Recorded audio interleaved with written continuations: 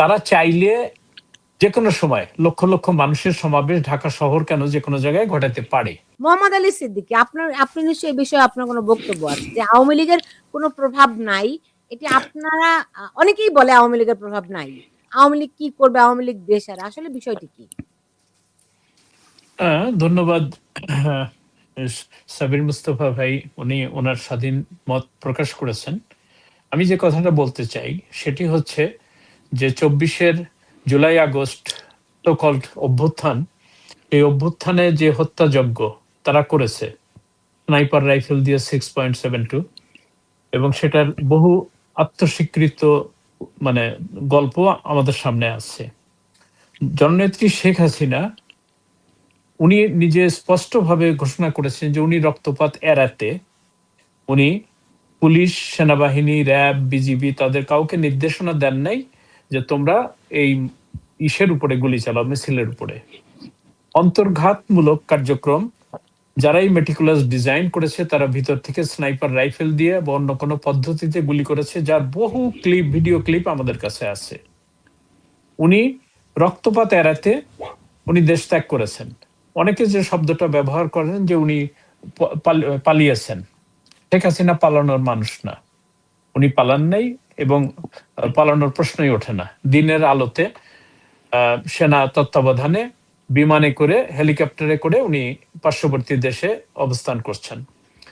ওনার যে কোটি কোটি নেতাকর্মী আছে, আপনারা অবশ্যই সেটা আস্থায় নেবেন যে আওয়ামী লীগের জনমত এখন 70% উপরে। এই জনমতকে আমি যদি আমলেও না নেই, সর্বশেষ নির্বাচনে 48% ভোট পাওয়া একটা দল, তাদের ভোটার, তাদের কর্মী এবং নেতা, এটা মিলিয়ে তারা চাইলে যে কোনো সময় লক্ষ লক্ষ মানুষের সমাবেশ ঢাকা শহর কেন যে কোনো জায়গায় ঘটাতে পারে।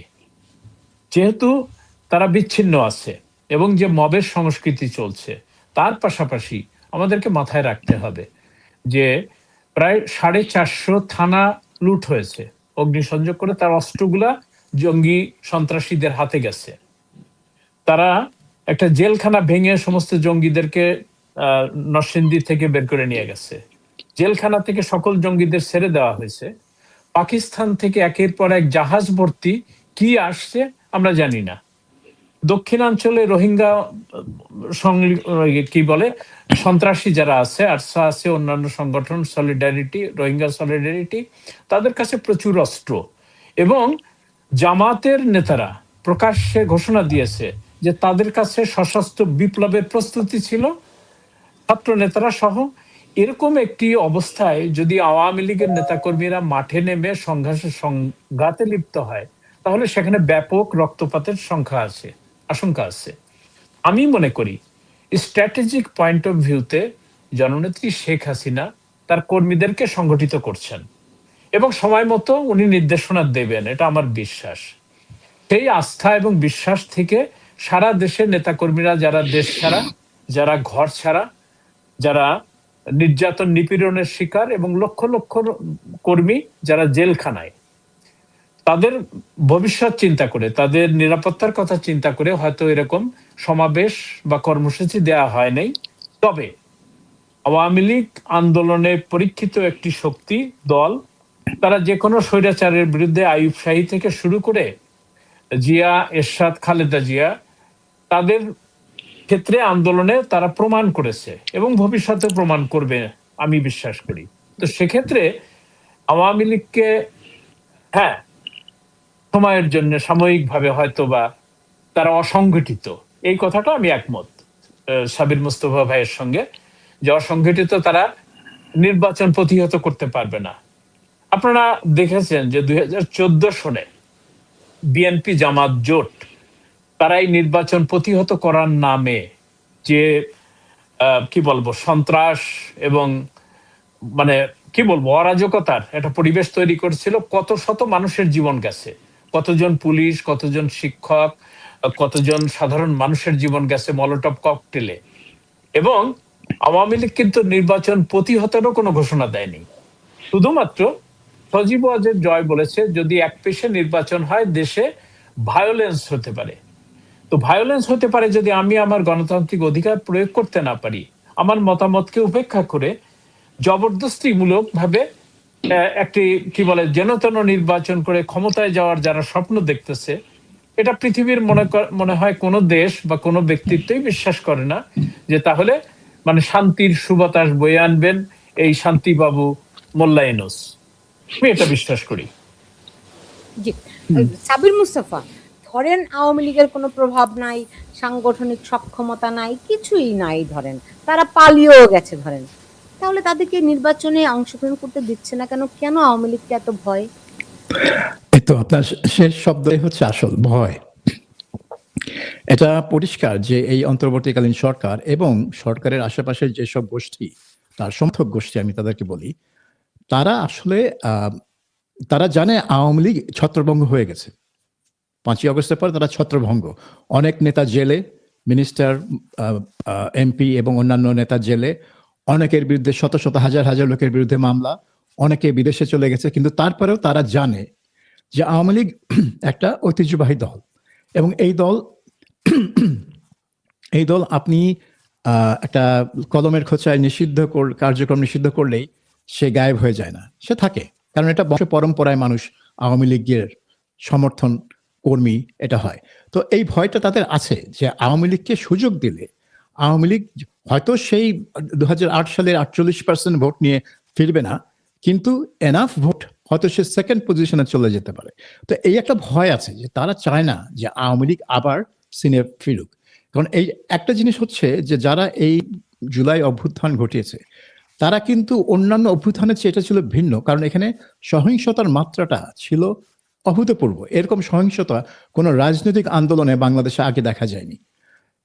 এর ফলে তারা মনে করছে, এবং তারপরে যে প্রতিহিংসা রূপ আমরা দেখলাম, যে মব ভায়োলেন্স এবং যেভাবে আক্রমণ বা আওয়ামী লীগের নেতাদের বাড়ি ঘর, এবং শুধু আওয়ামী লীগ নেতাকর্মী না, আওয়ামী লীগের সমর্থক বা আওয়ামী লীগের আদর্শে কোনো মতে বিশ্বাস করে এরকম লোকজনদেরকে যেভাবে চাকরি থেকে বের করে দেওয়া, এবং এখনো সেটা ঘটছে। তো এইসবের ফলে তাদের হয়তো একটা আশঙ্কা আছে যে আওয়ামী লীগ যদি আবার রাজনীতিতে ফিরতে পারে, ক্ষমতার আগেও রাজনীতিতে ফিরতে পারে, তাহলে তাদের উপর একটা তাদের আক্রোশ নেমে আসবে। এবং আমার মনে হয় এই একটা ভয় থেকেই তারা চায় যে আওয়ামী লীগকে কোনো মতে রাজনীতি থেকে দূরে রাখতে, এবং ইউনূস সেটাই করে দিয়েছে। এটা কিন্তু ইউনূস প্রথমে করতে চায়নি, পরে তারা 3 দিন ধরে এনসিপি এবং জামায়াতের কর্মীরা প্রতিবাদ করলো, মিছিল করলো। প্রথমে যমুনার সামনে 2 দিন, তারপর শাহবাগে গিয়ে 1 দিন, ব্যাস হয়ে গেল। সরকার এটাকে কার্যক্রম নিষিদ্ধ করে দিল এবং তারপরের দিনই ইলেকশন কমিশন তার নিবন্ধন স্থগিত করে দিল। কাজে এটা আমার মনে হয় একটা পিওর একটা ভয় থাকে, যদিও তারা নানান ব্যাখ্যা দেয় যে যেই দল এত ফাঁসিবাদী আচরণ করেছে এবং শত শত লোককে খুন করেছে, গুম করেছে ইত্যাদি। তো আমার মনে হয় না এই কারণে আওয়ামী লীগকে নিষিদ্ধ করা আছে। আওয়ামী লীগ নিষিদ্ধ আর তার কার্যক্রম নিষিদ্ধ করা হয়েছে, এটা জাস্ট ওই ভয় থেকে যে আওয়ামী লীগ আবার রাজনীতিতে ফিরলে এখন যারা ক্ষমতায় আছে তাদের অবস্থা একটু বিপজ্জনক হয়ে পড়তে পারে। জি, মোহাম্মদ আলী সিদ্দিকী, এমনিতে আওয়ামী লীগের নেতৃবৃন্দ কবে নাগাদ দেশে ফিরবেন, এরকম কিংবা নির্বাচনের আগে তারা কিছু করবে কিনা, যেটি সাবির ভাই বললেন, একটা নির্বাচন মানে হবে কিনা মানুষের এটা নিয়ে তুমুল, প্রায় 90% মানুষের সন্দেহ। আমি জরিপেও দেখলাম 82% মানুষ মনে করে যে নির্বাচন হবে না। এই তারপরেও যদি তারা কোনো রকমে একটা নির্বাচন করে নিতে পারে, তাহলে তো অনেক কিছুই আমূল বদলে যাবে। সেক্ষেত্রে আওয়ামী লীগ কি করছে আমাদেরকে একটা ধারণা দিতে পারেন? ধন্যবাদ আপা। আপনি জনমতের যে প্রতিফলন দেখলেন, আমিও ব্যক্তিগতভাবে মনে করি 12 তারিখে নির্বাচন হচ্ছে না। কারণ ইতিমধ্যে এনসিপি ঘোষণা দিয়েছে তারা নির্বাচন থেকে সরে যাবে। জামাত আগাগোড়াই চাচ্ছে যে তারা নির্বাচন করে ক্ষমতায় যেতে চায় না, তারা যেনতেন ভাবে। জামাতের আমির বলেছেন যে জনগণ ভোট দিক আর না দিক, আমরা এবার সরকার গঠন করব। এবং ওনার আরো বিকৃত কিছু মন্তব্য আছে। তাদের 54 বছর পরে, স্বাধীনতার 54 বছর পরে তাদের একটা খায়েশ জাগছে, তারা ক্ষমতায় অধিষ্ঠিত হতে চায়, তারা ইসলামী মানে হুকুমত কায়েম করতে চায়, শরিয়া আইন চালু করতে চায়, এবং তাদের ব্রাদারহুড যে পাকিস্তান, আফগানিস্তান বা অন্যান্য তাদেরকে নিয়ে এবার তারা একটা সম্মুখ সারিতে দাঁড়াবেন। ইতিমধ্যে ইউনূস যদিও প্রধান উপদেষ্টা, কিন্তু সরকার চালাচ্ছে জামাত। হ্যাঁ, এটা বুঝতে কারো অসুবিধা থাকে না। আর বিএনপির প্রতি যে ভয় তাদের, যদিও তারা এক মায়ের দুই ভাই, কিন্তু তাদের মধ্যে একটা দূরত্ব এই ক্ষমতার কেন্দ্রিক তৈরি হয়েছে। আমি যেটা বিশ্বাস করি যে আমরা বিভিন্ন সামরিক শাসন আমলেও দেখেছি তারা তোয়াক্কা করেনি জনমতকে। এবং আমি যদি ইতিহাস থেকে শিক্ষা নিতে বলি তাদেরকে, যে যেন ভাবে একটি নির্বাচন করে কি বলে এরা সরকার গঠন করলো, সেটা জামাতের ভাষায় তারা কি বলে সর্বদলীয় সরকারই করুক আর জোটবদ্ধ সরকার গঠন করুক, এটা ধোপে টিকবে না। কারণ মানুষের জীবনের মানের নাবিশ্বাস উঠেছে। মানুষ সেই আগের দিনে শেখ হাসিনার যে উন্নয়ন, শেখ হাসিনার আমলে যে ভালো ছিল, সেই ভালো থাকার বিষয়টা প্রতিধ্বনি করছে তাদের বক্তব্য দিয়ে। আমি যেটা বিশ্বাস করি যে 12 তারিখ যদি নির্বাচন হয়ও, পরের দিন থেকে 13 তারিখ থেকে প্রেক্ষাপট পরিবর্তিত হবে। সেই প্রেক্ষাপটটা কি? যেমন ইউনূস স্বপ্ন দেখছে যে সে রাষ্ট্রপতি হবে। সে তো ক্যান্ডিডেট না, এখানে সে নির্বাচনে দাঁড়াচ্ছে না, দাঁড়াতে পারবেও না। তাহলে সে কি করে কি বলে রাষ্ট্রপতি হবে বা এই সরকারে থাকবে? আর তার দল, তার প্রেডিকশন অনুযায়ী হয়তো 6 জন মন্ত্রী হবে এনসিপি থেকে, কেউ কেউ সংসদ সদস্য নির্বাচিত হবে। তাহলে 6 জন যাদের কি বলে সংসদ সদস্য, তারা তো গুরুত্বপূর্ণ ভূমিকা পালন করার ক্ষমতা রাখে না। এবং সে অনুযায়ী উনি আগামী মার্চ মাসে জাপান সফর করবেন, এরকম একটা কর্মসূচি নির্ধারণ করেছেন। আমার কাছে একদিকে মনে হয় যে ওনার সেই আগের মেটিকুলাস ডিজাইনেই উনি আছেন। ওনাকে যারা নিয়োগ দিয়েছেন, সেই নিয়োগকর্তারাই তাদের প্ল্যান অনুযায়ী আগাচ্ছে। এবং সেটা হচ্ছে যে একটা প্রহসনের নির্বাচন খেলা, খালি ওই দিন একটা রায় ঘোষণা করা, যেটা আমরা আগেও সামরিক শাসন আমলে নির্বাচনের স্বরূপ দেখেছি। জিয়াউর রহমানের রেফারেন্ডাম আমরা দেখেছি, আমরা এরশাদের আমলের নির্বাচনে দেখেছি যে ক্যান্টনমেন্ট থেকে ফলাফল ঘোষণা করা হয়েছে। উনিও হয়তো যমুনার থেকে ফলাফল ঘোষণা করবেন।